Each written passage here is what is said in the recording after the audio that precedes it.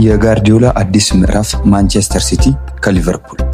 የእንግሊዝ ፕሪሚየር ሊግ 11ኛ ሳምንት ጨዋታ እሁድ ምሽት 1:30 ላይ ማንቸስተር ሲቲን ከሊቨርፑል ያገናኛል። አሰልጣኝ ፔፕ ጋርዲዮላ ሲቲን እየመሩ ሊቨርፑልን በሚገጥሙበት የእሁድ ምሽት ጨዋታ ከ1000 እና ከዚያ በላይ ጨዋታዎችን መምራት ከቻሉ አሰልጣኞች ተርታ ስማቸውን ማስፈር ይችላሉ። በዘመናዊ እግር ኳስ በግንባር ቀደምትነት ከሚጠቀሱ አሰልጣኞች አንዱ የሆኑት ፔፕ ጋርዲዮላ